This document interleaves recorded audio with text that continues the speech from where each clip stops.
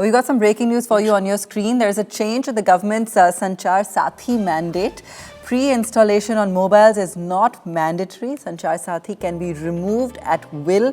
The government says that the 1.5 or 1.4 crore users have downloaded the app. 2,000 fraud incidents have been reported per day. That's the latest coming in, that the Sanchar Saathi can and will be removed at will. Some new mandates coming in with regards to pre-installation on mobiles. It's not mandatory anymore. A lot of frauds have been reported and it can be removed at will. About 1.4 crore users have downloaded the app. That's what is the number that we've heard come in from the government. And about 2,000 fraud incidents have been reported per day. Let's go right across to Aishwarya for more on this and what this means. Aishwarya, take us through how significant this program really was and why the government's pulling back. What have been the key issues?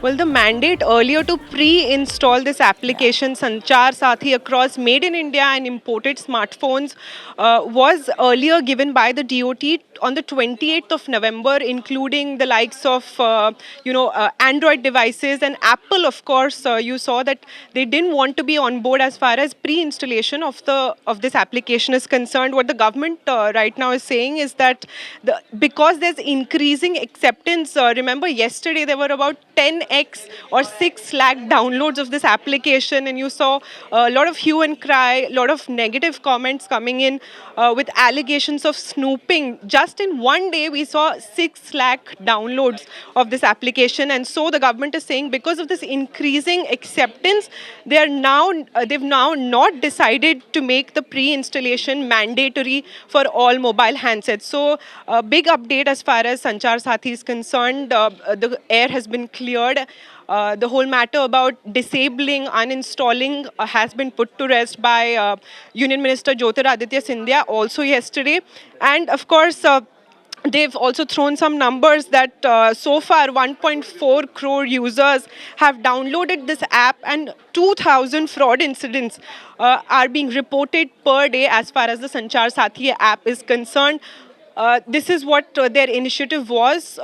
It has many other languages, and what the government has said that people who are senior citizens, they don't realize how to mitigate all of these frauds, and pre-installation would have helped this even in tier 2 and tier 3 cities. Those who are digitally not so savvy, this application would have helped them. So that's the word coming in from the Ministry of Telecommunications so far. Aishwarya, thanks for that. Just to recap for our viewers though, Aishwarya, before I let you go, what was the purpose of the Sanchar Saathi app? Because, while SIM binding mandates can help with mass volume fraud, I think there were some technical issues in terms of mule accounts or digital arrests, which, like you just alluded to, sometimes, lead to misrepresentation, and it's tough to kind of find the actual fraud accounts versus those that are just not properly implemented. But what was the purpose? Because it's created such a row when it was first introduced. Right. Although you can sort of detect spam numbers and, some of these financial frauds that happen, even digital arrests have been quite... You've seen some examples of this in the past. When you download the Sanchar Saathi app, there are 5 services that they offer to you. You can report the suspected fraud communication instantly. As soon as you get a call, you can report that through the application. If you've lost or your phone has been stolen, that mobile handset, by tracing your IMEI number, will be able to lock it at that instance if you report some sort of lost or stolen handset of yours. So that misuse can be prevented, and you also are able to recognize if this handset that you've bought right now is from a genuine OEM, which is an equipment manufacturer or a handset manufacturer, if this is a original Samsung, Apple or any other handset that you've bought. So these are a few of the things that help you recognize through the Sanchar Saathi app, is what the government has said. We also asked the MOS of Telecom yesterday why the need for that application when the website already exists as far as Sanchar Saathi is concerned.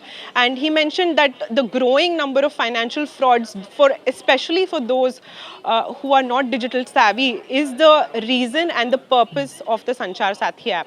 Okay, great.